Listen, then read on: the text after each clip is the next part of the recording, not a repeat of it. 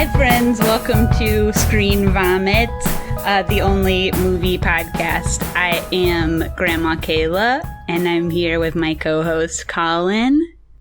Hello. And this week we also have a very special guest, my friend Jake Babe. Hello. Is it okay if I call you Jake Babe on the podcast? 100%. There may have been a time when I was reluctant to say that, but I've leaned in. We did just do, we were just talking about in our last episode, like punk names, or like how everybody used to have like like I'm still go by Grandma. Yeah, you still go by your punk name. And I still know you as Jake Babe. In my phone as Jake Babe. So we were just talking about that on our last episode because we watched a little punk movie where everybody had goofy names.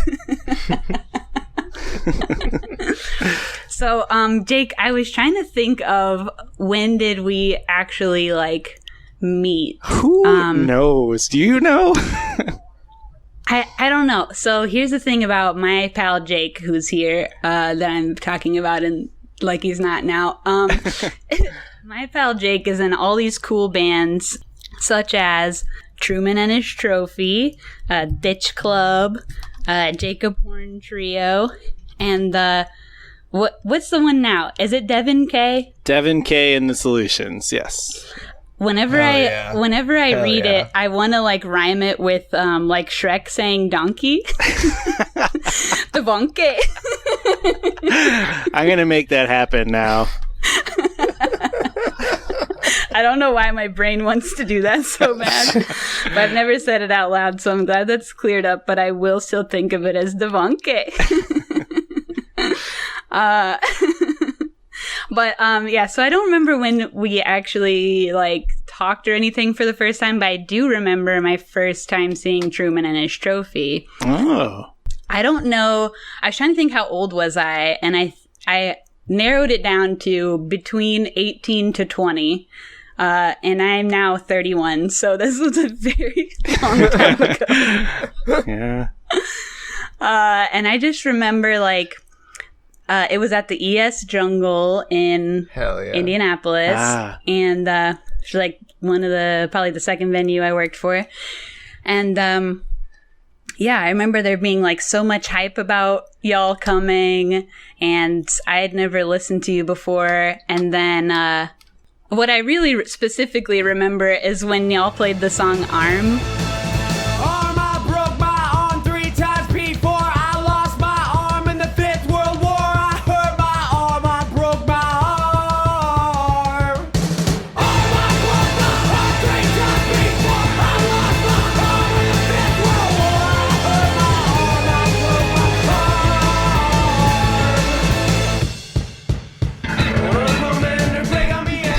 Like everybody just losing their GD mind and like moshing their little faces off, and it was so much fun, and continues to be fun when it happens every once in a while now. And when it last happened 2 years ago or whenever. I think there's at least two. Yeah, I played your like was it like a 10-year / breakup show? I think we billed that one as our 100-year anniversary. Okay, yeah. And it was a good time. Yeah, so those things are all fun. My pal Jake Babe is here, and now it's going to be Collin's pal too. Yep, for life. Like the NWO. Great. We're so excited to have you. Yeah. So, as we've said on the last couple episodes, normally we only do movies that are in theaters, but since their theaters are gone for the rest of our lives, we're now doing a series of movies that you can stream at home. So, this time we did a movie from last year, so pretty recent, Ready or Not, which is, I found it on Amazon Prime, but you had to rent for like $5 or something. Yeah. Y'all same? Yeah. Yeah, sorry for making y'all pick a movie that's not actually included on any streaming services. No, it's okay. At least it was only $5. We get the stimulus check, you know? There you go. Yeah, everybody's got their little stimmies, and you can go and pay the little $5 on Amazon and watch Ready or Not, because it is, spoiler alert, a good movie. It's worth it. Absolutely. So, Collin, do you want to tell us who's in the flick? Yes. We have, in the leading role, my best friend, Samara Weaving. She has recently been featured in such things as 3 Billboards and also My Freaking Dreams. Oh, yeah. In the next role, we've Adam Brody from the OC. Gilmore Girl. Who was he in Gilmore Girls? Let me tell you, I did not watch Gilmore Girls, but I saw that he was in a bunch of episodes, so he had a regular role, but I couldn't tell you what it is. I'm sure he did, and I didn't. Oh man, I don't remember Gilmore Girls that well. I tried to watch it as just like a dumb put on while you're doing other stuff show, and couldn't even stand it. I haven't sat down and watched the show, but Callie was a fan. The only appearance that I can remember is the band Yola Tango in a little bit part. So, oh hell yeah! That's one thing I love about shows that took place around the year 2000 is that there were always random bands showing up at their prom or just some more random bands. Instance. I remember when Hanson was on Sabrina the Teenage Witch, me and my friend literally marked our calendars wow, got together. We're at the TV at the start of the episode. That's what they refer to as event TV. Yeah. And Taking Back Sunday was on Degrassi. It's Good wild. Good shit. And you don't see that. Well, I guess I don't know if you see that anymore because I don't really watch those kind of shows anymore. No, that's a lie. I do watch some, but I don't see. I said that and then instantly was I did watch The Fosters. I did watch Riverdale. I do watch teen TV sometimes. Yeah. But I just don't really see that anymore. Anyway, in the last role, it's Andy freaking McDowell from Groundhog Day and also Your Freaking Dreams. Also, you know what? Also My Freaking Dreams. She's come up on the podcast before. I think her daughter was in something. That makes sense. That we watched. I don't remember the specifics, and I did not look it up, but L'Oreal commercials. Yeah. And I noticed you did skip that Adam Brody was in Burning Love. Did y'all watch that show? I did. I like Burning Love. I love that show. Jake, have you seen it? I've literally never heard of it. Tell me about it. Wow. Oh my God, you have to watch it. I think it's on Hulu. Don't quote me on that. But okay. It is. Yeah, it's a parody of The Bachelorette and The Bachelor, and it's all comedians doing it, and it's all they have some bigger names on there, they do. Kristen Bell was on the there's 2 seasons, and one season is a woman choosing the men, and then the second season is the men choosing the women, or it might be the other way. So Kristen Bell's on there. Ken Marino is the guy on when the guy is choosing the girls season. And June Diane Raphael is the girl when the girl is choosing the guys season. And there's just a whole bunch of every comedian that rocks is on this show at some point or another. And it's so funny. Yeah, highly recommend. Hell yeah. Cool. I don't remember specifically Adam Brody being on there, but I'll tell you, I do have face blindness, and he has one of those faces that I will never recognize. My cousin named her dog after Adam Brody. Wow, really? Yeah. Adam Brody, or Brody? Okay. AB. All right, critic scores, we're looking at 88% on Rotten Tomatoes. Okay, pretty nice. And here we go, Let Down Again by Metacritic. Why do we even talk about them? 64% on Metacritic. Fuck you, Metacritic. That's egregious. Honestly. Yeah, classically wrong, Metacritic. When I first established our model here of using Rotten Tomatoes and Metacritic, I mean, theoretically, they have a good system because they pull from a lot of reviews or whatever. But they're always wrong. Maybe we should do like the Google user reviews or whatever. Something else, because they're always 10 to 20 points lower than what it should be. Yeah, they always get us pissed off and fired up for the episode, though. So, I don't know. Maybe there's pros and cons. Yeah. Change the name of this podcast to F-U, Metacritic. Vomit. All right, let's watch the trailer so we can get this dang thing going. Hell yeah. I honestly can't wait to be a part of your family. There's just one more thing. At midnight, you have to play a game. A game? It's just something we do when someone new joins the family. What game? Hide and seek? Are we really gonna play that? So there's no way for me to win, right? I mean, stay hidden till dawn. No, thank you. Good luck. They think they have to kill you before sunrise. If we don't find her and perform the ritual, we're all dead! Found her. Kill! It's true what they say. The rich really are different. I picked a short trailer this time. There was a longer version that freaking showed everything. Like, every major point that happens in this movie was in the longer version of the trailer. Did you watch it too? No, I remember seeing that trailer in theaters whenever those trailers were coming out. Yeah. And just being like, this movie looks like it rips, but fuck.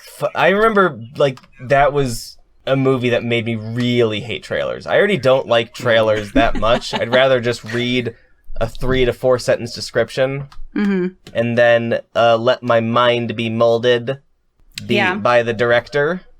I think trailers are fine. What happens is we go to the movies so much that we see every trailer 4,000 times.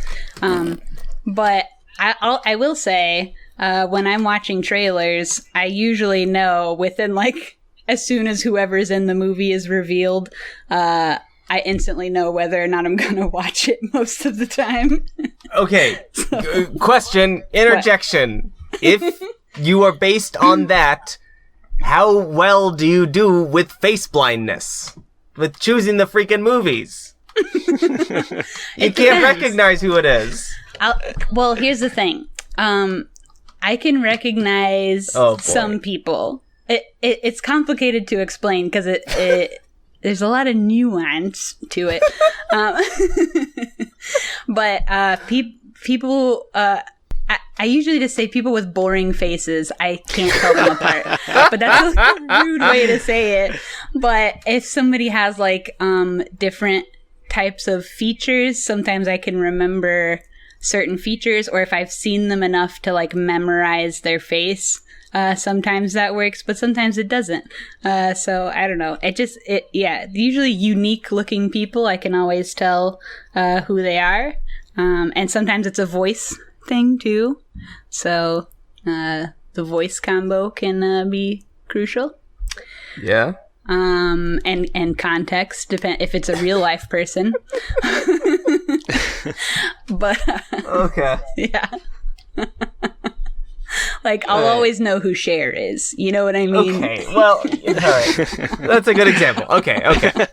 Or like Kristen Bell has those tiny little eyes. Like, I'll always remember it. Tiny eyes, big teeth. You can't forget it. Speaking of big teeth, Samara Weaving got some chompers, and I want her to chomp on me. Oh my God. Sorry. I'll take a chomping. Jake, what's your opinion? Yay or nay on just a nibble? No, It's a chomp. She was great. This is my first thing that I saw her in, and I was. We can talk about this later, but some of the screams in particular. Oh my God! Yes. Yeah. Incredible. A lot of this cast is like really not in anything else or much else or anything you've ever heard of. And including her. I mean, she was in 3 Billboards allegedly, but I don't remember her in that movie, but I also barely remember that movie, so. I do not remember her in that movie. But yes, I for the most part, we don't know a lot of these folks. Yeah. Like, who's that dad? Because he was outstanding. Yeah. That's going on the poster. I noticed that. Who's that dad? What's that dad like? It's a very Canadian production. I wonder if that's got anything to do with the relative lack of stardom. These freaking Canadians. Yeah, I think everybody in the cast besides like 3 people was Canadian. Samara is Australian. Might. Ooh, picture that face with the Australian accent. Wow, okay. This podcast has to take a cold shower. The Babysitter. That's what she was in that I saw. Oh, yeah. Netflix film. I haven't seen it, but I did read a bunch about it. Yeah, you don't really need to see it. It's good, not great. I'll tell you, speaking of the trailer of this movie, I remember, well, obviously I saw this trailer 4,000 times, as previously mentioned, but I felt like the trailer to this movie made me not want to see the movie, and could be also partially because I saw it so many GD times, but did you see it in the theaters? Yeah. Okay. Yeah, so I did see this in theaters, but it was at Gooey's suggestion and not my own suggestion. But I'm glad that I saw it in theaters, because here's the thing. This movie is great, and I feel like nobody saw it. It did make profit, so I guess some people saw it, but nobody was talking about it. And it's great. Yeah, I had a blast seeing this. Jake, did you see it in theaters, did you say? Yeah, we did. I was in the same boat. After the trailers, I wasn't super interested, but once the reviews hit, I think we saw it opening night, actually. Big fans. Yes, big fans. Freaking Ready or Not heads over here. I liked it too. I'm a Ready or Not head too. You also saw it in theaters? Absolutely. Mm-hmm. This trailer had me psyched because you know what I love? This is a movie in one of my favorite genres. Big spooky house movies? Yes. I love people trapped in a house and there's hijinks and murder. This reminded me a lot of You're Next, a movie that I will stand forever.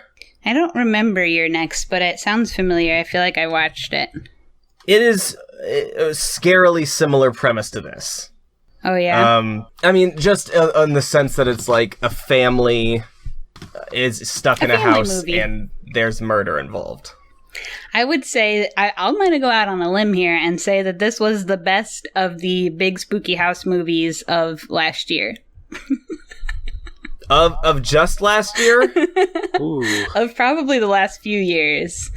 Here's what I can think of. Of the last year alone, there was Knives Out and The Turning, which we covered The Turning. Oh my god, I fucking hated The Turning. I'm so mad we did that. Nobody could not hate The Turning. But then another spooky house movie I remember from 2 years ago, Winchester. Do you remember that movie? Didn't see it. Because it had a 9% on Rotten Tomatoes. I did see it. It's fine. It was interesting. What other big spooky house recent movies can we think of? It has to be recent? Yeah. Oh, I was going to say freaking Clue. Well.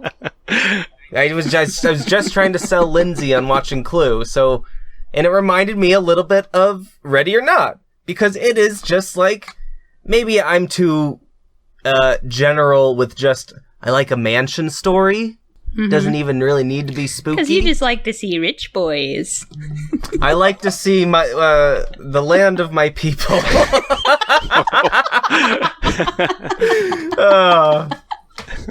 Yeah, no, I love seeing a butler in a golf cart. It just makes me yearn for my own days on the estate.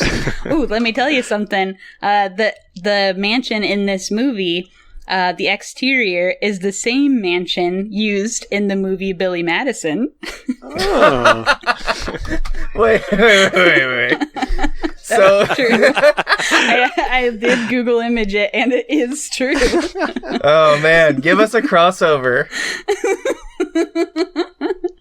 Yeah, we need the crossover. Is the Billy Madison people the dads from this movie, or like what? If murdering your in-laws is cool, then call me Miles Davis. I love it. Hell yeah, that rules. Yeah. I'll be honest, when Knives Out came out, and every GD person I've ever heard of was like, oh my god, Knives Out, best movie I've ever seen in my life. I'm like, did y'all even see Ready or Not? Because it's actually way better. You know what I mean? I was like a little pissed. Why didn't we talk about this? Why you both? We were doing this podcast when Ready or Not came out, I think. That's true. Yeah, I don't know why we didn't do it. I feel like there was either another movie that week, or it was one of the times when we were on downtime. Anyway, yeah. Knives Out, not as good as this. Jake, you got a opinion on that comparison? I think they were trying to do two pretty different things, even though like some of the, I don't want to say surface, but some of the like exterior similarities are pretty obvious. Like this movie is just so much more straight up horror. And sure. I really liked I'm a Rian Johnson fan also, and I really like the way he just kind of twists the genre. I'm a sucker for that. So it's hard for me to compare, but I like them both quite a bit, so. I saw the twists coming in Knives Out. I pretty much guessed everything that happened. All right. I was bored by most of the movie. There was a spider in part of it. Mensa member over here. Not having it. Oh, I saw the twists. Kayla's freaking brain, smarter than ours, sees twists. I try not to, but sometimes I do. I like having a dumb brain that doesn't look for twists. I really try not to, because I don't want to ruin my own experience, but then it just happens sometimes. Yeah. That's how I know if it's a bad movie. If I can see the twist, I'm like, uh-oh, that's not a good twist then. And that's what I'm saying. Because I'm a freaking mark. Side note, but did either of you see that movie Serenity with Matthew McConaughey from last year? I did, yeah. Oh, talk about a twist that you saw 5 minutes into the movie. Don't tell me. I'm trying to get Lindsay to watch it with me. Oh, it's a good, fun, stupid watch, but definitely. I'm excited. No, you should do it. You should do it. Collin, why? No, do it. Don't listen. Look, any movie that got as much, it wasn't as much chatter, but it was like what the content of the chatter about it. Because I only heard like 5 people talk about it, but all 5 people were just like, "What the fuck? Like, what the fuck did I just see?" Because here's the thing, it has the same kind of what the fuck as The Turning does. It's not good. It's the first movie I saw. Jake, did you see The Turning? No, I didn't see The Turning. God, no one saw the fucking Turning. I couldn't do it. Don't watch it. Yeah, as soon as I saw that, I can't think of her name, but the actress that plays Cameron from *Halt and Catch Fire*, the star of that movie. Mackenzie Davis, yeah, thank you. Yeah. I really like her, and as soon as I saw that trailer, I was like, I gotta stay away from this, because if this turns me off Mackenzie Davis, I'll be really upset. So. I'm obsessed with her. Yeah. I love her. She was also in the new Terminator movie, and we did an episode on The Turning. I believe it's not out. Okay. It's sitting in the can. We have like 4 or 5 episodes in the can that need to be edited from 6 months ago. We'll get them out. That's one of them. Yeah, the movie is bad, but I do love her. Yeah, that's the that end of the movie sentence. made me particularly angry. I don't want to get into it a lot, but yeah, we can't fuck do an that episode movie. on The Turning again. fuck that movie. Okay, let's talk about this movie that we're talking about, which is Ready or Not. So we've got a great, this is great, campy horror. You know, in my opinion, it's the best type of horror where it's scary and, some fucked up shit happens, but it's not too gory, but it is a little gory, fun gory. And there's some good gags in there. There's a couple characters who are hilarious. In my opinion, it's a perfect type of horror movie. What do y'all think? Yeah. This is a bop. This is like... in my opinion, it was a bop. Yeah. This is like freaking when Uptown Funk came out, and I was like, you know what? F it, folks. This is a good song. Where I'm just having fun, along for the ride, not even thinking about what's going on. I'm not thinking critically, which is kind of fucking nice. I'm just there. Of course, I do still see I get excited that they're she's killing rich people. That's still there, but I don't have to think that much about, I'm just fun. It's Uptown Funk. It is the Uptown Funk of films. Yeah, that was another cool thing about this movie is that it's so fun that they kind of slip in these heavy topics but make them not heavy. They're kind of fun still. It still is a commentary on wealth inequality and how deranged traditions are. Oh God, yeah. And how insane and evil rich people are and stuff like that. But it's so fun to watch. You barely even realize that you're thinking about it, Yeah. You know what you're in for. She's not gonna, be killed in the first 40 minutes. She's gonna live for a while. So there's gonna be some fun hijinks where these people are gonna, fall through walls or whatever. So no one falls through a wall, but they're gonna shoot the maids on accident and, I'm such a fuck up, and it's great. Samara Weaving really fucking I couldn't take my eyes off her. And that's not a commentary. That's not a creep guy thing. That's not a, ooh la la, oh mama, see, oh, I love her freaking yams. No, not like that. Just in the sense that I was But also like that, though. But also, the yams. No, she freaking, she was electric. She really lived this, Scream Queen. Oh yeah, girl boss, Scream Queen. But she was so believable as this, she's just a normal fucking nice person who's just very understandably anxious. She's very empathetic. Mm-hmm. You immediately empathize with her. You're she's just trying to fucking relax before getting married to, and then you see the family as they're doing that photo shoot. And you're yeah, they're all D-bags. Mm-hmm. This must suck. She freaking killed it in this movie. Nobody else could have been how she was. She sold the whole movie. Absolutely. If it wasn't her, this could have been a totally different thing. You know what I'm saying? Absolutely. Mm-hmm. She really does anchor it, because everyone else has a gimmick, right? Mm-hmm. The alcoholic brother, the dopey brother-in-law, the insecure sister, right? There's a drug addict sister. Yeah, and then there's the girl, the drug addict, she's the same one who is anxious and nervous because she's killing people. Mm-hmm. So everyone has a gimmick that does kind of condense their character. The aunt, the great aunt. Helene, yes. Yeah. Yeah. And that's incredible. Yeah. This movie's so fucking good because they don't give you these huge backstories of these characters. They give you this bite-sized gimmick so that you can invest all of your real energy on Samara, whatever her character's name is. Grace. And Grace. Yeah. On Grace and her relation to all these people.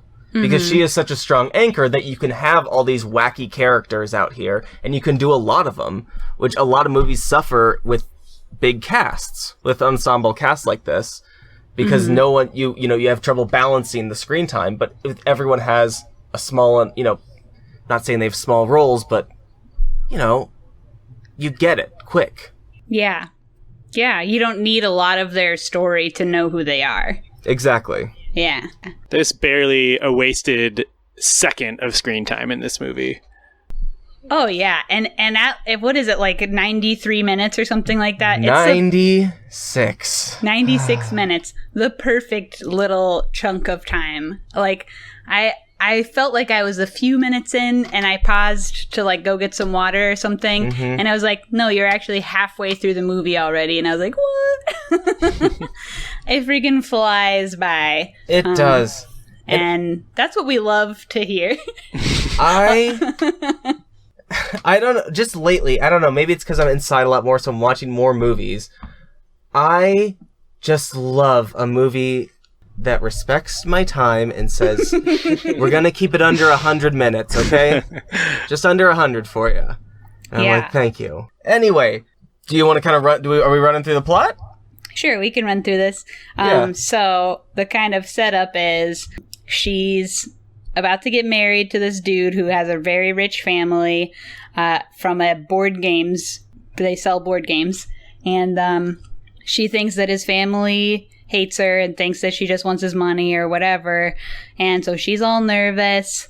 There's a line right at the beginning that's I thought was pretty funny. A little cheeky line where she's like, I'm so ready. Their family name is La Domas. I don't know how you say it actually. La Dumbass. La Dumbass. It is almost like La Dumbass. Okay, it's gonna be hereforth La Dumbass. So, she's like, I'm so ready to be part of the La Domas empire, dynasty. What do you call it? And he goes, we prefer Dominion, which is funny because Dominion is a very popular board game. Okay, that's a good gag. Come on. See, I don't like board games. I don't like board game culture. No board games at all? I will play the basic ones. Well, then you're missing on every good board game, in my opinion. You know what doesn't respect your time? I refuse to play the basic ones. A board game doesn't respect your time. No, I disagree. It says strap in for 8 hours, baby, because we're Twilight Imperium. Here's the thing. You making this statement just shows that you know nothing about board games. Because there are all types of different board games. I know. There are some, they usually have a time on the back of them. There's like 15-minute games, there's 30-minute games, there's hour games, there's multiple hour games. You can go wherever you want to go. Some of my favorite games are like the 30 to 45-minute games. And I'll just shout out my favorite board games. Machi Koro. It's gotta be my fave board game. And it's actually a card game, but it's a great board game. Jake, you got a favorite board game? Sorry, I didn't mean to step on you. Go. I was just taking a breath because it's Dominion. And I'm not joking. I play it online. I've got some expansions. Dominion's like my favorite game. So. Hell yeah. Jake was giving us a lead up. That's incredible. Yeah. Yeah, I have expansion packs of Machi Koro too. And every time I show people, guess what? They have a great time playing it. Highly recommend. I am sure they do. Yeah. My brother was the manager of the Game Preserve in Indy for about 8 years. So I was exposed to all, he was like, you got to try this. And I tried, a bunch of board games. And you know what? Yeah, they're good. But it's just, when push comes to shove, video games, baby. I'm a little tech boy. I'm technologic. Call Daft Punk, folks. Oh my god. Video games, I'd say I would not call myself a gamer by literally any definition at all. But there are like 3 games that I play, and I'll play them for the rest of my life. Hell yeah. I'll put hundreds and hundreds of hours into these 3 games and never play another game. Well, now you gotta say the 3 games. I love that. So the 3 games that I am stuck on for the rest of my life. Actually, there's one more game that is a quick one that you just play through and you can't really keep playing forever that I do love also. The 3 games. The Sims. Yeah. Okay, yes, we all love The Sims.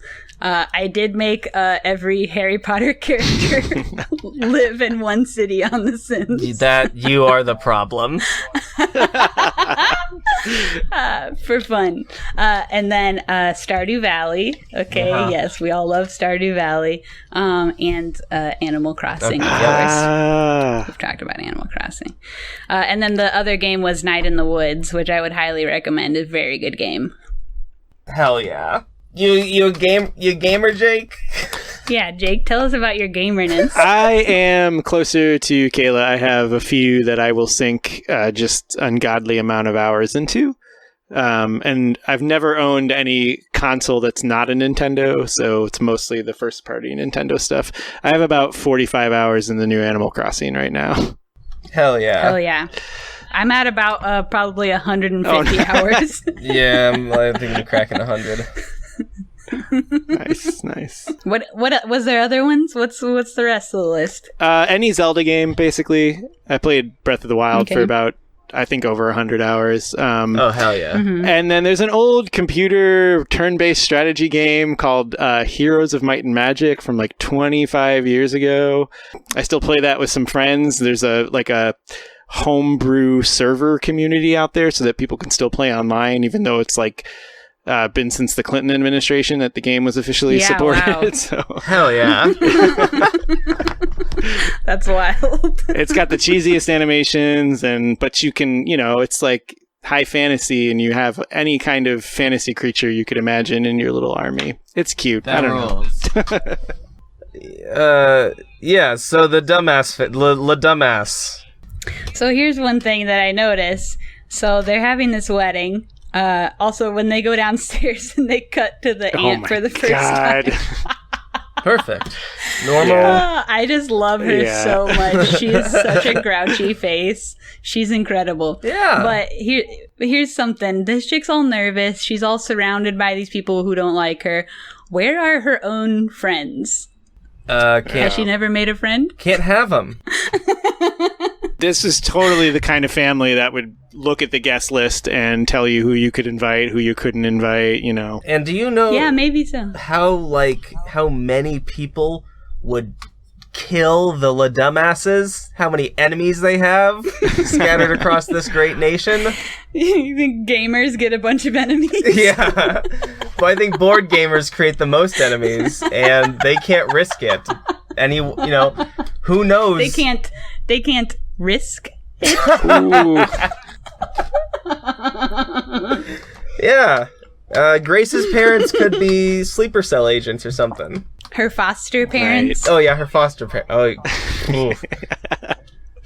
They really milk that, like how the women in this movie don't have good families. They all come from shit. Yeah.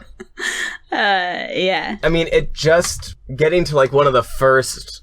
I mean, I think one of the themes I saw was this, like, almost similar to The Purge, in a sense, seeing how the rich prey on the poor. Mm-hmm.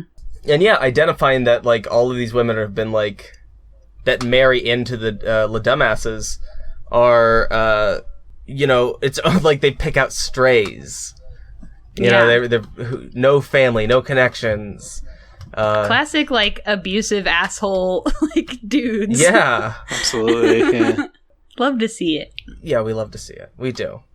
But you know what? I have not had a financially rough life, but if I were very rough and tumbled, and I got picked up into this family, and I saw Andie MacDowell, I'd say, okay, folks, I'll do whatever it takes. I mean, the one chick said I would literally rather die than be in this family, or than leave this family. I mean, yeah. So they're all on the same page. They all would die for Andie MacDowell. Yeah, they would. So they go into the wild weapons murder room and they go, "Would you like to play a game?" Okay, nice. Nice callback to Saw. You like that? Oh, we should fucking do Saw. Any Saw heads in here? Absolutely not. There were a couple good Saws. Did you see though that there's a reboot coming that's Jordan Peele produced? With like I've heard very barely a sprinkling of there's this. There's a trailer like out and Chris everything Rock. now. Yeah. There's a trailer? Yeah. Well, I have not seen a trailer, but I would like to see the trailer. I'm intrigued. I'm honestly intrigued. I hate Saw. Yeah. I would see that. How many Saws have y'all seen? One. Just 4. the one. Oh. You've only seen the first one, Jake, or what? Yeah. I saw the first one in high school and I never went back. The first one is the best. Yeah. I think I've seen... Well, I guess I don't know how many they're up to. I think I saw... Like 9 or something. What? 9? I think I saw like 1, 2, 3, 4, 6, and 8 or something like that. 6 and 7 maybe. So I've seen, I would say, most of them. You've seen, yeah. Are we naming Saw or Fast and Furious movies? Ooh, Fast and Furious. Fast and Furious. I think I've seen 1, 2, parts of 3, 5, 7, and 8, and then plus Hobbs and Shaw. Okay. Hell yeah. You're a freaking expert. I wouldn't say I'm an expert because I don't remember most of anything that's ever happened. Yeah, me neither. I saw 1 through 3 in my childhood. Besides Charlize Theron having dreads.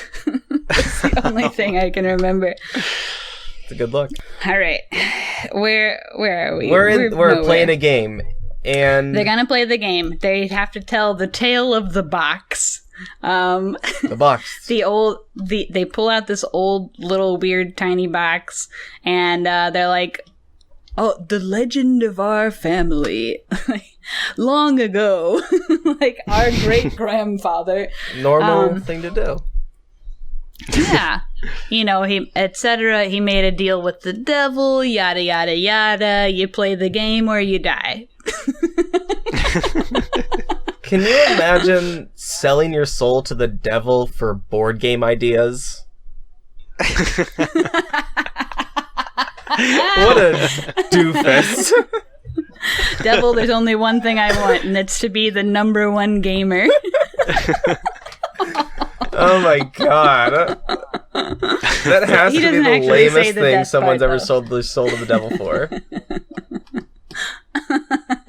I don't know why, he tells the whole tale, but he doesn't say the death part, right? He doesn't say it, right? No, I don't think he does in this scene, yeah. So, why are you going to go through all the trouble of telling the whole tale and you don't mention that if you don't play the game, everyone in your family dies? You don't want to, chuck her into the deep end. You want to, ease her in.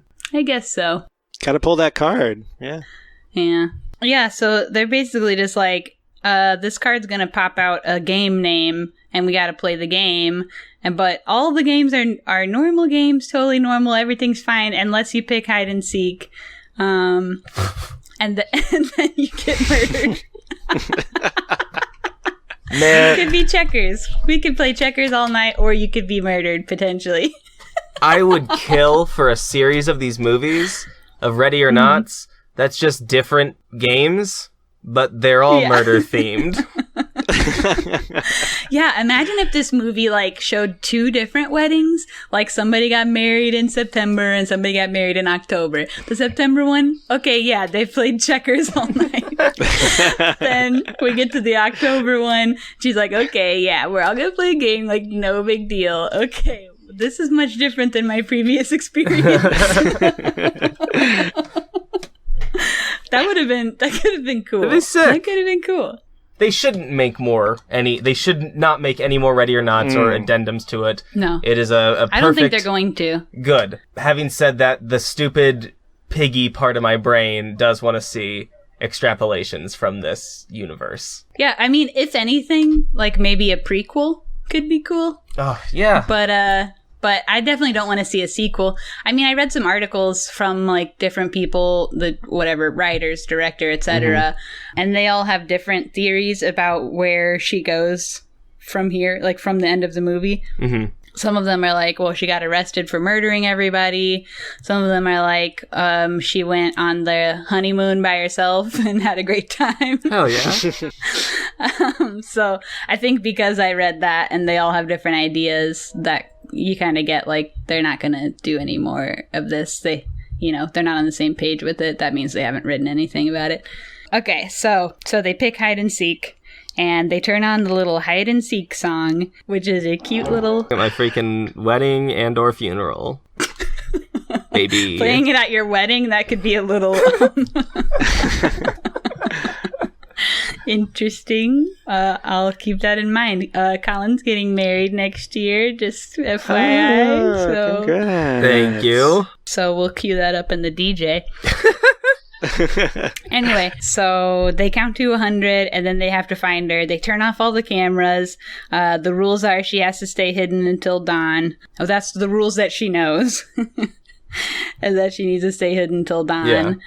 And they're not allowed to use any technology that's been created after the great grandpa or whatever. So they can't have the cameras. They can't use modern weapons. And that was all like part of a commentary that they were trying to do on how dumb like traditions are. Oh, for sure. Like half the movie they're arguing about like, well, if he wasn't alive yet when cameras were invented, then like that, shouldn't make it not be in the rules. Or, like, yeah, how quickly they go back on their word. Yeah. They eschew tradition at convenience. Yeah, no, they're completely spineless. There's nothing really anchoring these people other than some belief. Like everything in their life anchors around this stupid fucking tradition, pretty much, and this pact with the devil, which dumb. And it just like shows how fucking like paper thin they are.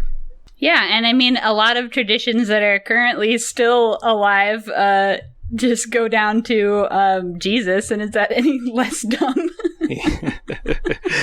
I get presents on Christmas. That's cool. We can keep doing that one.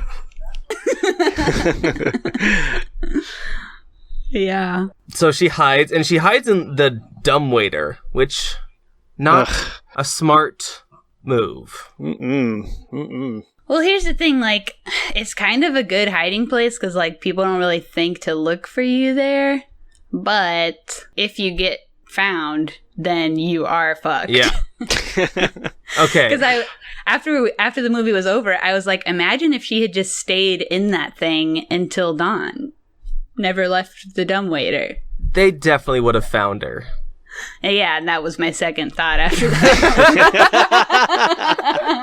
Is that they would have found her and she would for sure be murdered because you can't run.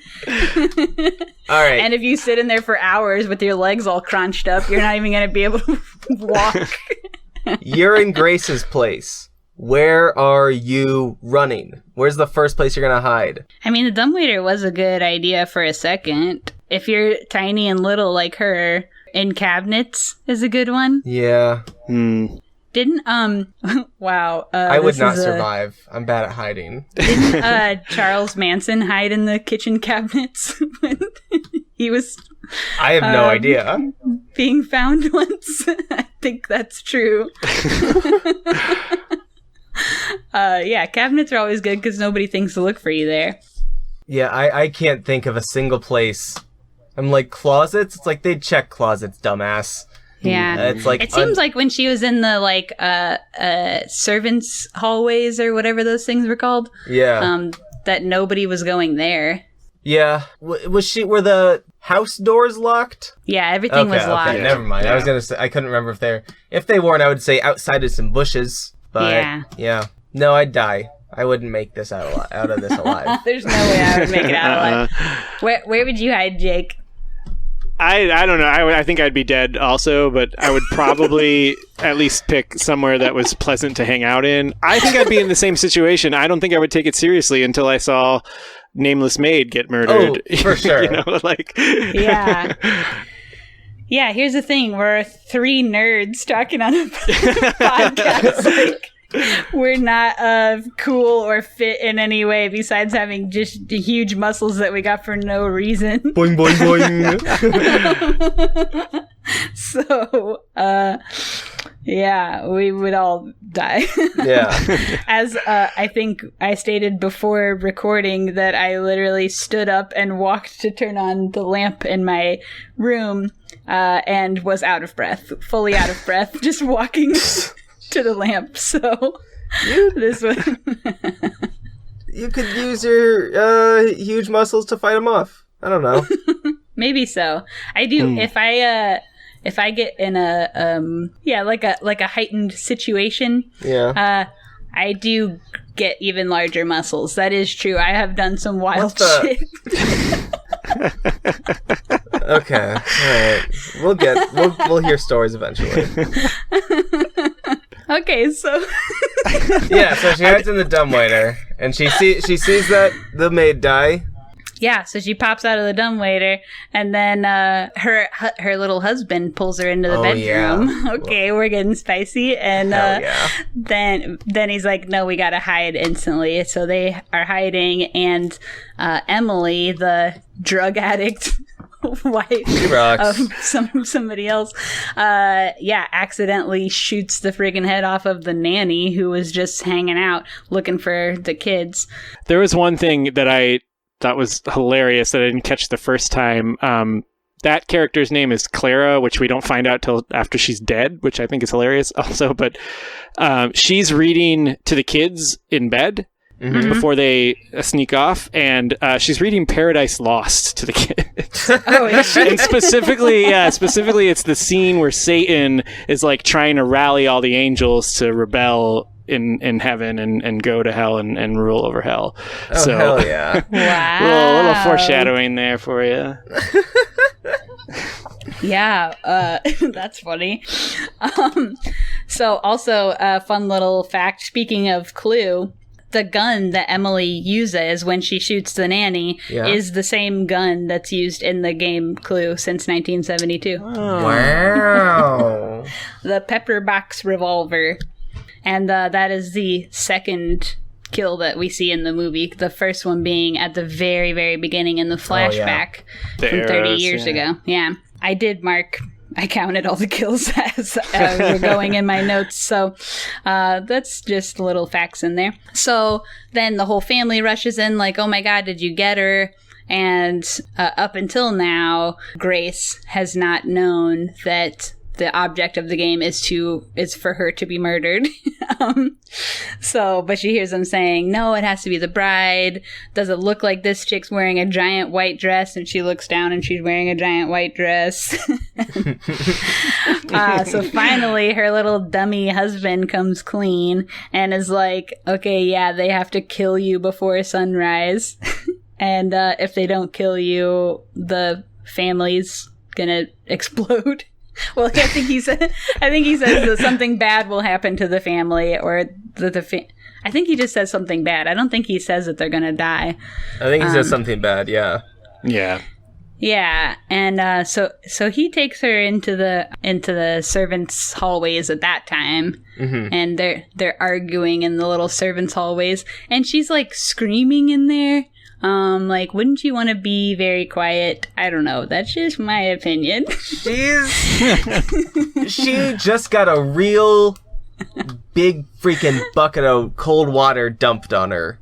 Imagine you freaking just got told, hey, everyone's gonna try to murder you tonight, or else something bad will happen to all these people trying to murder you, who are also my family, and I'm your husband. Yeah. That's a lot. Of course it is a lot. She's traumatized. Just in my opinion, if I'm being murdered, I would whisper. Obviously, whispering is the ideal. So when she's in this hallway, the plan is she's going to the kitchen to go out the door because her boyfriend's going to go upstairs and unlock the doors. Yeah. So this is the point where she laces up those bad boy chucks And she rips off the little bottom of her dress. Hell yeah. And now she's going to punk rock prom. They, side note, made 17 versions of this dress for the movie to show, like, the progress of the night. The decay. And the clothes. Yeah. 17 versions. That's so many. That's too many. That's too many dresses. I've never worn that many dresses in my freaking life, Mac. Hey, you ever seen that movie 27 Dresses? Hey, yeah. Not quite that many. That's what they should have called this movie and not explained it. Yeah. 27 Dresses 2. So she's on her way to the kitchen, and she comes out of the little back hallway. Just happened to be right in between everybody in the whole family. But what? Which I think we see in the trailer as well. We do. But it's a pretty good little part. And That's a gag. That's getting sound clipped. So then we have like I don't know, she gets out of that somehow. I don't remember how. My next note is... She's wily. She just dodges bullets. Yeah. My next note is... She's mostly a bad shot. Emily is doing so much drugs. Yeah. All the drugs. She got to get through that night. Yeah. Every time we cut away, she's either like snorting coke, taking some pills, doing something. Grace goes in the other room. She runs into the brother. Her and the brother have like some kind of a fine relationship. So he's like, I'll give you a 10 seconds head start. So he gives her a 10-second head start to run away. And then after that is like, hey, everybody, she's in here. And then meanwhile, he's just sitting down looking at the fire, drinking a glass of whiskey. So yeah, I don't know how he played that one. Adrian Brody's character is fine. Yeah. I don't know. He seems like a brother. Yeah, he seems necessary to the overall structure of the story. But, like, I don't know. I didn't find him charming or like, oh man, this lovable little drunk over here. And I am open to loving a lovable drunk. I can't think of any off the top of my head. Barney from The Simpsons. Homer Simpson. Mostly Simpsons characters. But this Adam or Adrian? Which Brody is it? This is Adam. Adam Brody. I wish it were Adrian Brody. Yeah, I didn't... You cannot keep brothers straight. Remember the last episode? You couldn't keep the brothers straight either. The Francos. Come on. Look, if you are a brother, you're the same person. Yeah, that could be true. I hope not, though, for the sake of our last episode. Okay, did you have more on your thought? Did I interrupt you? I can't remember. No, that's good. I'm done ranting. So everybody runs in the room. Emily forgot her gun, so her boyfriend, Fitch, gives her his giant crossbow. Hell yeah.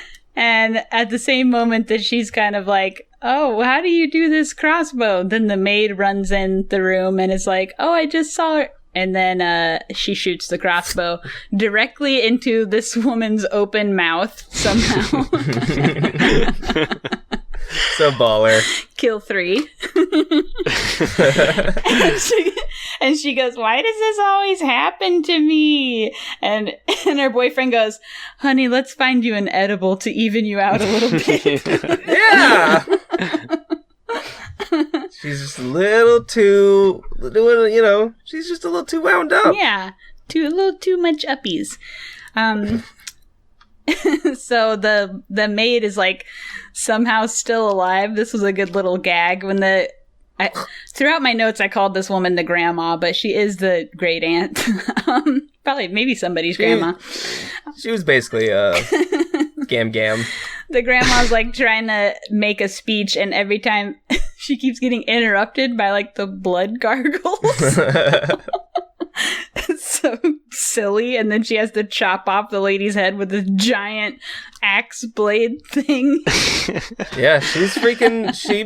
She is a true believer in all of this mumbo jumbo. What's the word for those kind of big axe things that she had? Halberd. Halberd?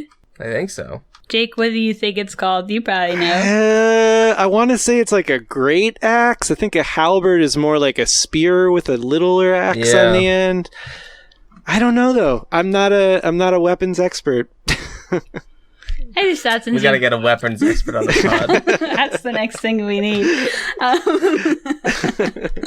Just thought since you played so many video games, you probably figure it out. Really, just a few. Most of them are Mario, so unless there's been an axe in Mario.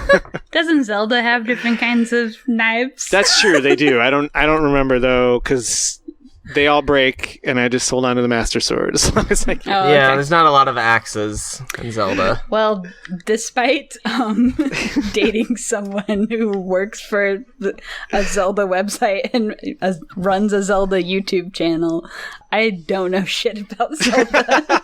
Okay. Anyway, where am I? So, Grandma chops her head off. Then they decide to actually turn on the cameras because they're they're over it now, you know? Like, they've been chasing this chick for hours, and they're like, let's just murder this lady already. Yeah. Shouldn't be so hard to commit murder on the right person. It's the 21st century. Like, come on. Yeah.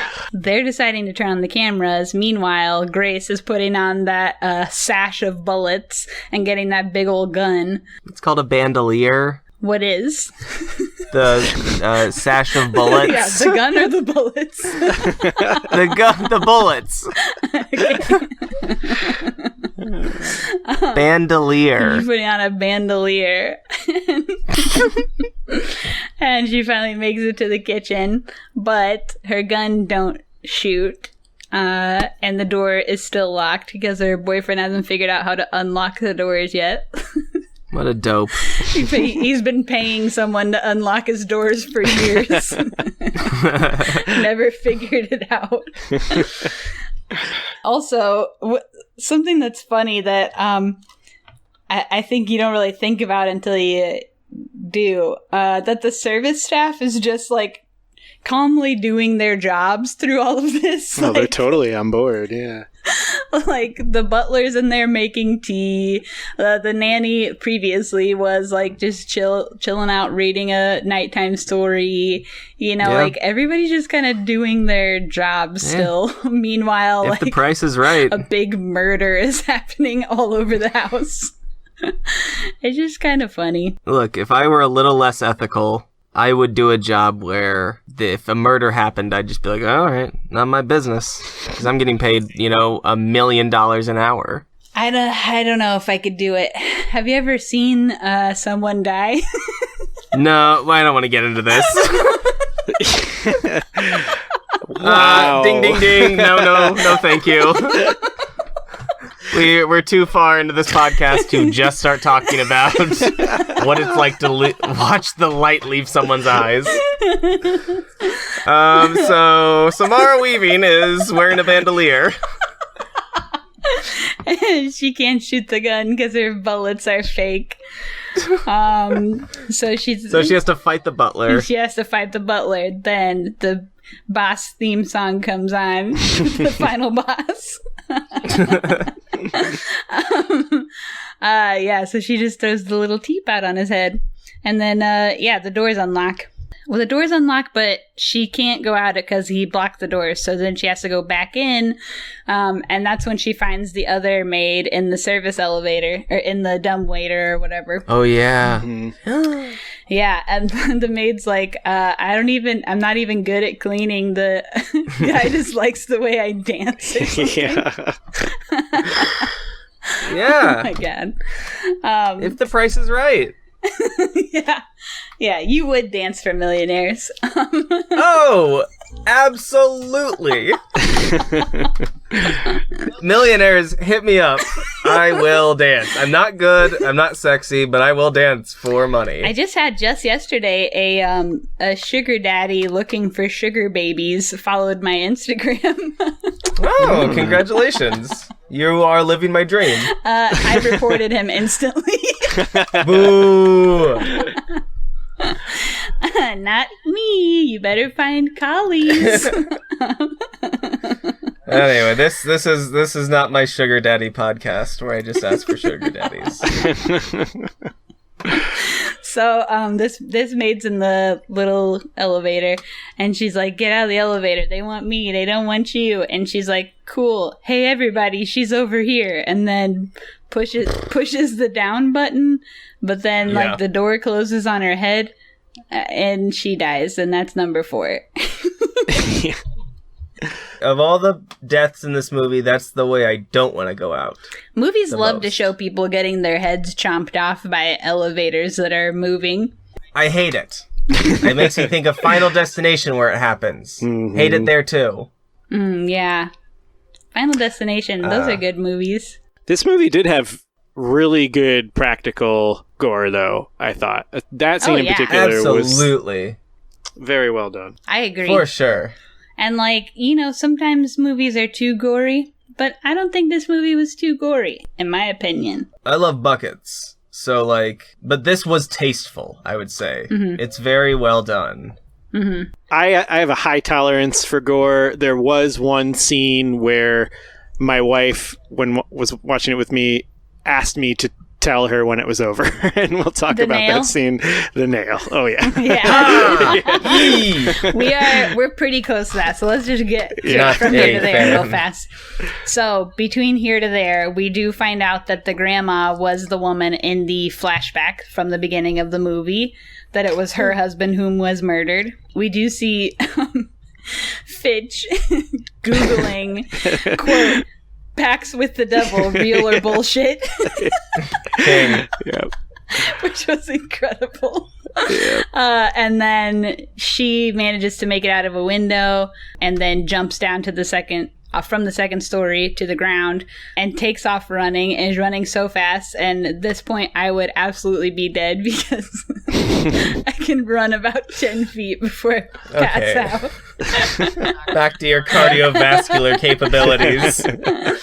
So she goes to hide in the barn, and the little boy comes in, and she's all, "Oh, little boy, thank God it's you." And he fucking shoots her hand off.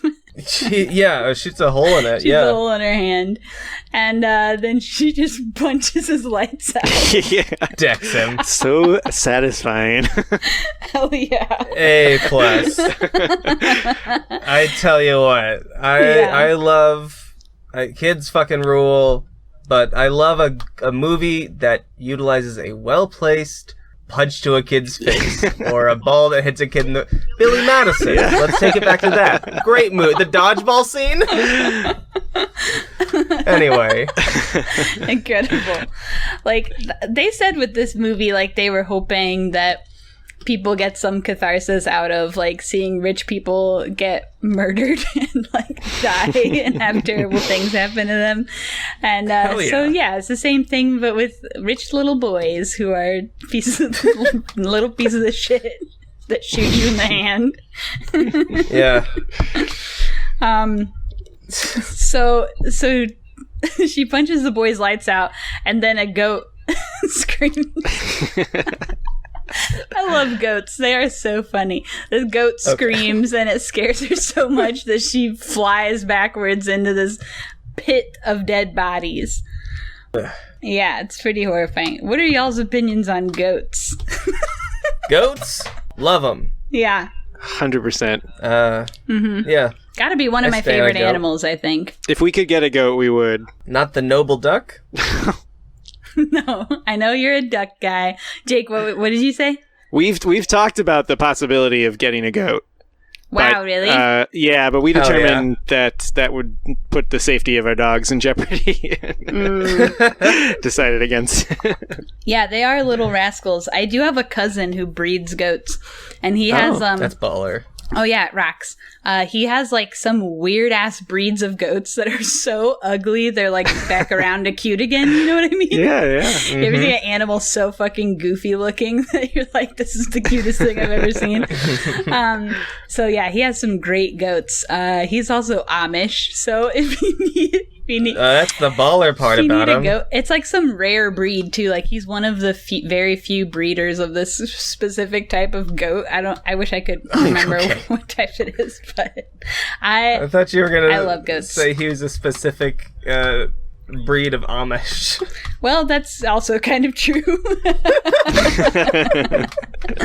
His particular family, like, they're much more relaxed than most of my Amish family. Like, have any of your cousin's goats scared gorgeous Australian women into pits of death? I can only hope. So she's in the pit of dead bodies. So the only way to get out of this pit of dead bodies is to climb up this scary old ladder. And this is the part with the one gross out. Well, maybe there might be like a half gross out scene after this, but this is the real gross part. Mm-hmm. So she climbs up the ladder. When she gets to the top, she only has one good hand now because she just got shot in the other hand. And when she gets to the top, she puts the one hand up on the bricks and the ladder falls away. So she's forced to put the other hand up, and she puts the little bullet hole right onto a little nail. And you kind of know it's coming. You know it's coming. You see the nail.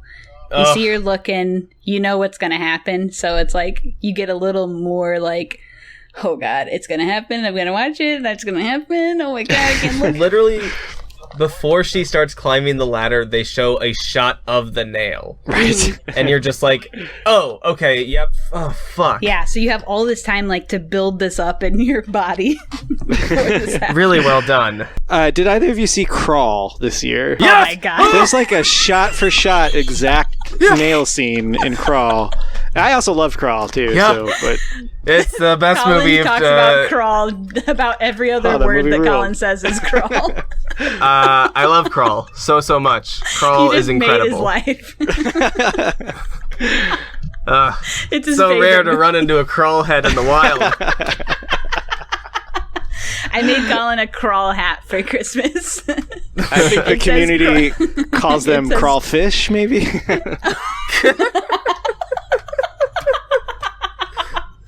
Oh my God. Crawl daddies? Crawl daddies. Please do not insult my people. Okay, Crawl daddies is the shirt you're getting for your birthday.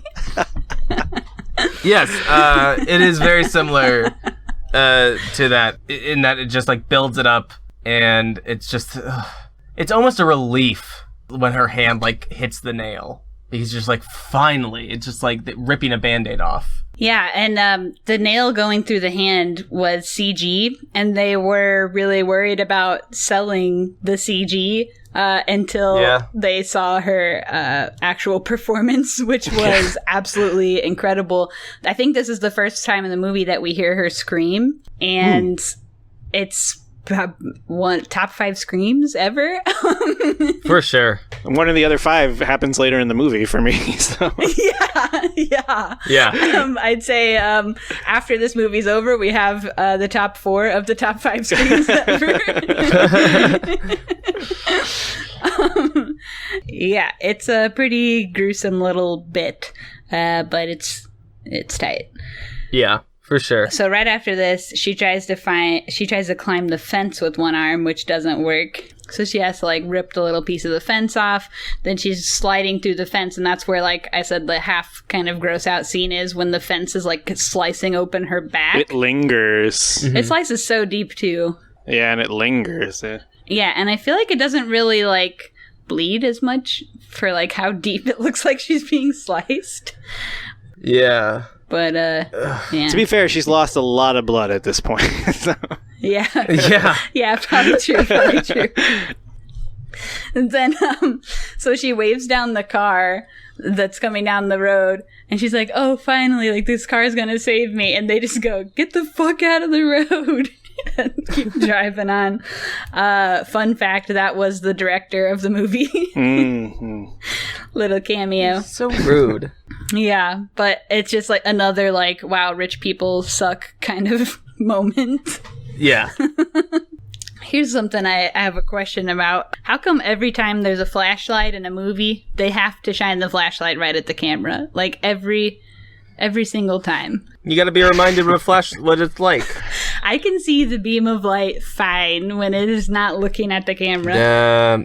You just think you're like, yeah, I remember flashlights, but then until you see, that blinding flash, you're like, oh yeah, flashlights. It's just so obnoxious. My eyes are so sensitive to light. It really harshes my vibe. You know what I'm saying? Oh my god. Okay. Me and Collin have a thing going where I had to teach Collin what a vibe was a few episodes ago. And they're not real. So now he's pissed off every time I say the word vibe. Let's see, what's happening now? There's flashes to her husband, who's been handcuffed to the bed, trying to saw away at the wood with his handcuffs, which I don't know if that would actually work in real life, but... After a while, maybe. You think so? Because, I don't know, it's a pretty dull chain, and it was a fat chain, too. I think it would just take a long time, maybe 8 hours? Mm-hmm. That's a long time. Yeah, so approximately 30 in movie world 30 minutes later. He has sawed through it.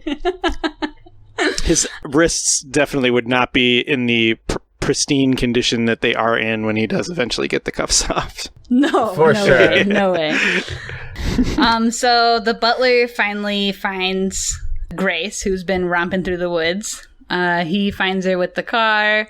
She chokes him out. She takes the car. We're like, oh, great. She's finally getting away. It's going to be great. And she calls the OnStar or whatever version of that is in the car. And she's like, call the police, call 911, please help me. And they are like, oh, it looks like this car is stolen, so we're going to have to turn off the car and just shut the car down. That was incredible. I love that. Hell yeah. So even though she's been driving for 5 minutes, when the car shuts down, the butler is instantly at the window. Little speed demon. Yeah. Butler's a champion marathon runner. For sure. So yeah, he catches up and he tranks her and puts her in the back. And then he FaceTimes the whole family. It's like, I got her, listen to this classical music bop, and starts dancing on cam.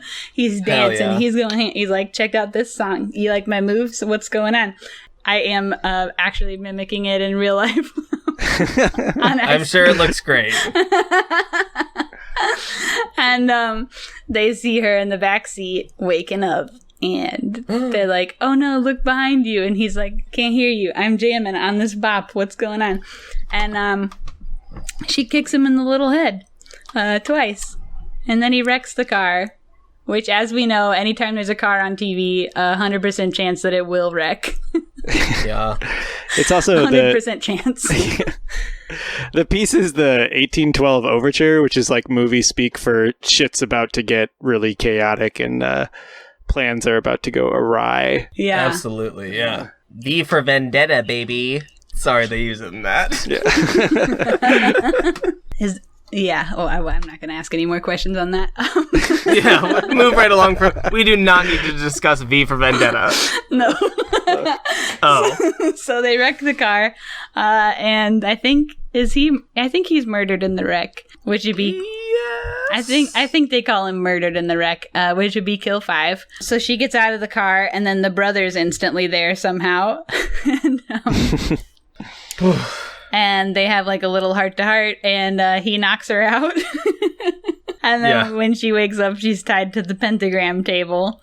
You know what I think about is so the whole point of this is that they need to maim her enough to they just have to get her onto this table so they can do the ritual. They don't need to kill her. So why are they using murder weapons? Couldn't they just use I don't know, a slingshot or or just pounce on her and or I don't know. It just seems like there's a pretty high chance of murder and not being able to do the ritual with the methods that they are currently employing. I think they have a debate about that in the movie. Didn't the last guy get shot 3 times with arrows right in the chest? Like, did he not die instantly? How did they do the ritual then? It's a short ritual.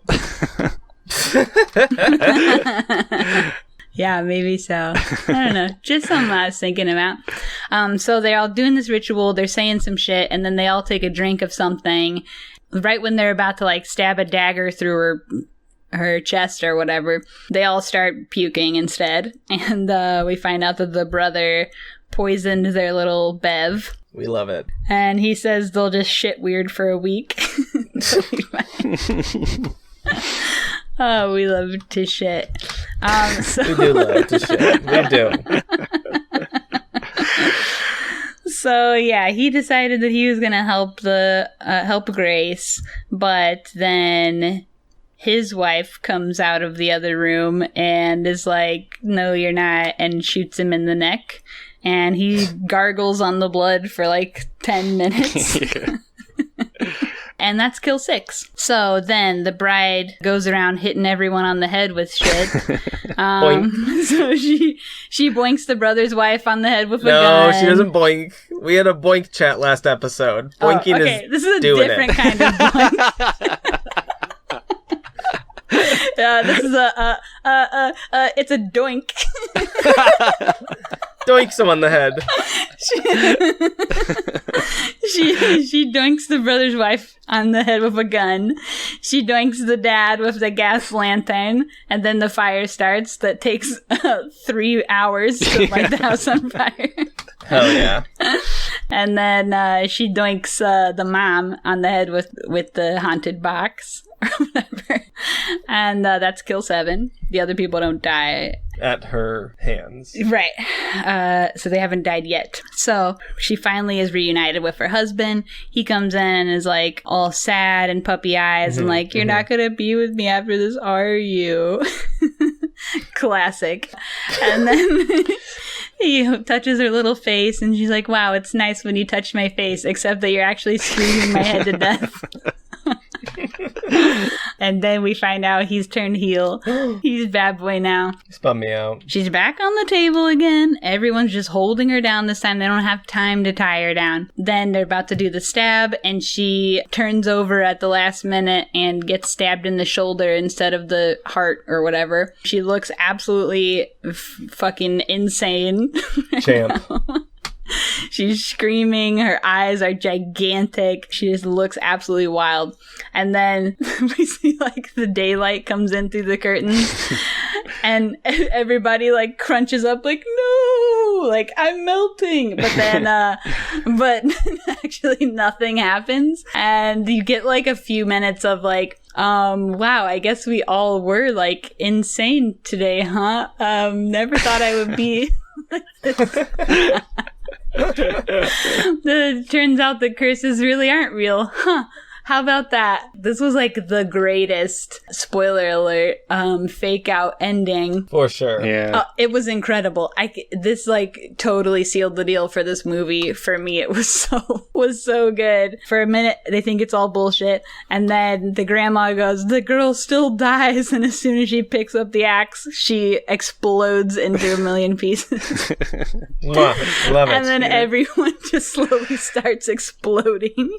And the last one standing was her little husband. And she says, "I want a divorce," and throws the ring at him. And as soon as the ring hits him, he explodes. Beautiful. And then the ghost great grandpa like pops in and gives her like a little milady. Milady. This was like the best scene of anything. It was just so good. So yeah, as she's walking out of the house, now her dress is completely black and red. No white left to be seen. However, her shoes are still mostly yellow. I don't know if y'all noticed that, but that is true. And she just sits down like covered in blood, black and red dress, just like all fucked up looking, stabs. She got a hole through her hand, and just lights up a cig. And it was so badass. And then the cops come and say, "What happened to you?" or whatever. And she goes, in-laws. Like, we all know what it's like when you have wild in-laws. Am I right, guys? Folks, don't get me started on my GD in-laws. Collin's got a tight 5 on the in-laws. Oh, my in-law! They use the bathroom. I don't care. This is a good movie. I love the beginning of your type 5. They use the bathroom. I live in a small place. If they use the bathroom, I don't get to use the bathroom. You know, it's one bathroom. What's with that? That's the movie. Yeah, that's the movie. Yay, we made it to the end of the dang movie. Wow, what a mouth load. You know what I mean? Okay, all right, that's illegal. So we ended up at 15 dead bodies, baby. Click, click, click, click. Yeah, what's that? What's the clicks? Oh, just like counting, like clicking the dead. I don't know. I had an idea in my head that you'd be like clicking a clicker for the dead body, but oh, okay. Can we just move to ScreenVomit after dark? Yeah, do we have any more thoughts on this movie before we move on? I loved it. One thing I appreciated about the last scene was that the kids' deaths were off screen, mercifully. Oh, yeah. Like, I'm okay with the one getting punched in the face, but I think it might have been that was a smart choice. I feel like it's like against the ratings to like show a kid die, maybe if it's like a murder. Mm-hmm. I'd buy that. Yeah, seems true. What do we give this out of 5? I'm a 4. It's very good. Not perfect. I felt like there were some times when maybe the humor was left on the table a little bit, but overall, just what a fun movie. So yeah, it's a 4 for me. Collin? I would also give it a 4. I gave it a 3.5 earlier, but I give it a 4. You know, it's. And the reason it definitely bumps up to that is I could watch this again tomorrow. Like, this is a really easy movie to watch. It's fun. It just moves. It's great. I'm going to go 4.5. Ooh. I just really like this movie, and it's so much fun. Yeah. And yeah, it is a movie you can watch over and over. It's just fun to watch. It's like I said, it's the best type of horror movie. I have a great time watching it, and it's short enough that it doesn't take up my whole life. Ding. Yeah, I loved it. Hell yeah.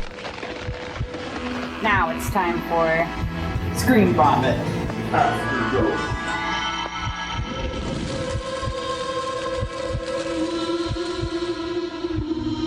In this part of the show, we talk about other stuff we've been watching besides the movie that we are covering. So, Collin, you can go first. What have you been watching? Last night, I watched Jacob's Ladder for the first time. Ooh. Okay, never seen it. Heard of it. I never love seen it. 5 stars. Mm-hmm. Jake, you seen it? Yeah. Not probably since college, but what a movie.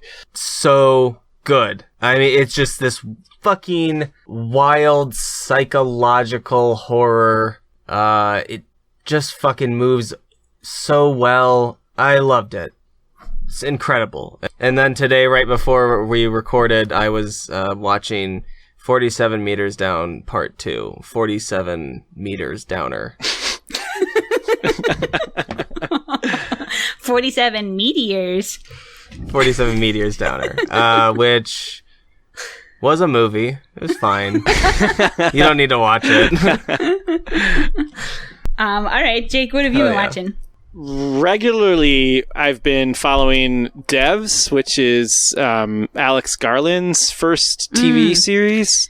Yeah, that's been on my list, except every time I talk about it, I keep calling it Revs on accident, and then I look dumb. It's really good. I'm really, really anxious to see where it ends up. I've been hooked in every episode. He's probably my favorite current director. He did Ex Machina and Annihilation and wrote 28 Days Later. Mm-hmm. All incredible films. Yeah. And this really, I was kind of nervous to see if it would translate to if he would translate to TV, but it's great. Nick Offerman is great in it. Yeah. Alison Pill is also fantastic. Some great performances all around. And It's kind of opportune because I've been following Westworld, which has taken a precipitous dive in its third season, and Devs has really filled that gap. So you think Westworld is bad now? I am, I was with it for the first couple episodes of season 3, but then episode 5, it just changes tones completely. And for people who haven't seen it, I won't give anything away, but it just does this thing with the soundtrack that you'd expect out of a bad 90s action movie. And it just, it's like what Game of Thrones did in its last couple seasons, where it just felt like a different show. Mm-hmm. Yeah. I thought Westworld had more seasons than that. Does it? Are you just not up to date, or am I wrong? No, it's only on its third season. Yeah, it's just they take a while to put it out between seasons, if I remember correctly. Huh, interesting. I just thought there was a lot more of it than that for some reason. I haven't watched it. It's been on my list, though. Both of those shows have been on my list. I've heard nothing but good things about Devs. And I'll tell you, the other day, I was telling my coworker all about this show called Revs that I really want to watch. Okay. And he was like, I feel like I've heard of a show called Devs. And I was like, nope, never heard of it. Anyway, this show Revs.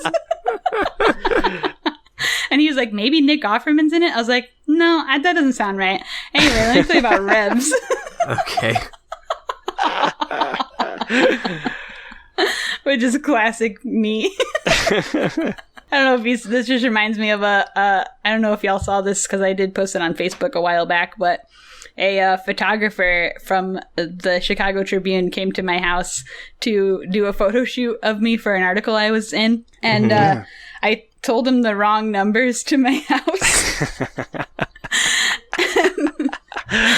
And so he was outside and was calling me I don't see let's just say it was 111. He's like, I don't see 111 anywhere. I see 115, but not 111.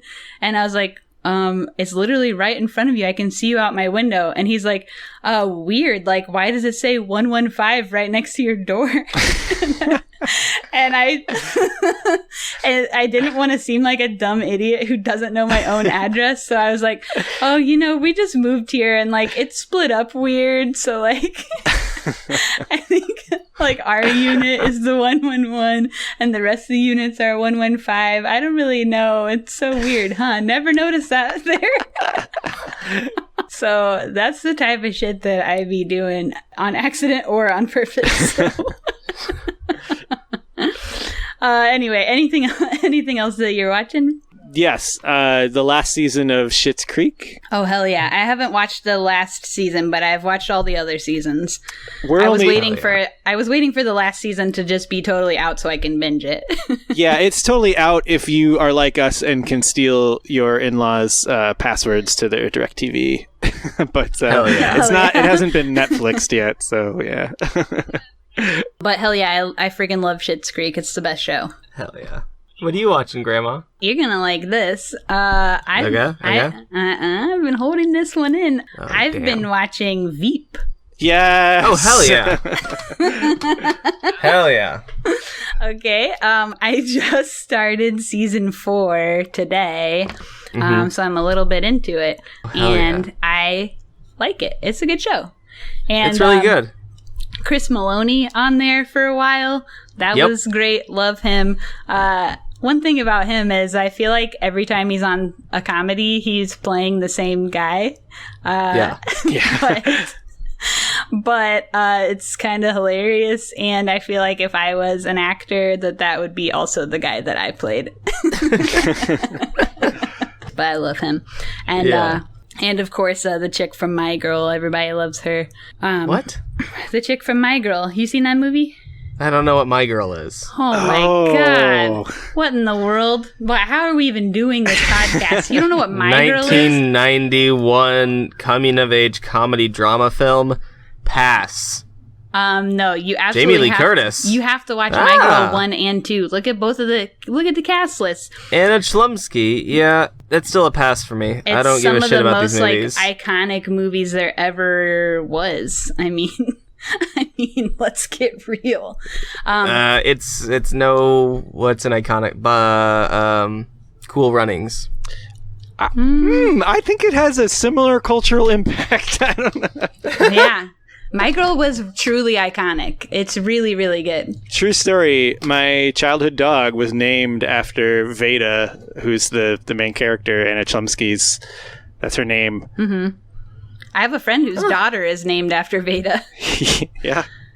So, yeah, it's pretty impactful. Also, Veda, I would say most of everyone who was alive at that time's first crush. But, yeah, so I've been watching Veep. We're also still watching True Blood. I don't know. We're going through True Blood. You're always watching True Blood. Yeah, that's true. We'll be watching True Blood for the next 9 years. We just cracked into season 4, I think. So I'm on season 4 on both shows. Nice. That's what I'm watching. I don't think I've watched anything else, really. That did remind me, we also recently watched the first season of Avenue 5, which is Armando Iannucci, the creator of Veep. His follow-up on HBO. It's like a sci-fi show, sci-fi comedy. It's mostly just Veep in space, actually. Amazing. Yeah. I don't know if y'all have seen The Politician on Netflix. I have No. I mentioned it on the podcast a while back. I watched it. But I watched that before I watched Veep. And I feel like The Politician is kind of a further spoof on Veep. Like how Veep is already like a spoof on the government. Yes. The Politician is kind of a spoof on Veep because it's about high school politics. It's like a guy running for class president. Hell yeah. But it's funny, but also dark, and I guess kind of the same way that Veep is. So I would recommend The Politician as well. There's also great queer representation on that show. I've talked so much. Do we have any more thoughts before we go to plugs? No. No thoughts. All right, Jake, do you have anything you want to plug? I feel like I got my plugs in at the beginning with my introduction. So, no, go. Where do people buy your music? Good question. There's not like one central place. I'll ask people to maybe just go to my own band, the band that I wrote the music for, pocketed.bandcamp.com. If you really feel the need to support me in any way, but. Yeah, no, I don't really want to plug anything. Just listen to all of Jake's bands because they're all good. Is that it for you? Yeah, thank you. You're welcome. You can find our theme song from Thin Swimmer on thinswimmer.bandcamp.com and throw him a few bucks for the little album. And you can find us on Instagram, Twitter, Facebook, Letterboxd, all the things at ScreenVomit, one word. You can also subscribe on your little podcast apps. We're on all the apps. You can send us an email at screenvomitpod@gmail.com with your thoughts on this movie or other movies. And other than that, we will see you next time. Bye-bye. Bye. Bye.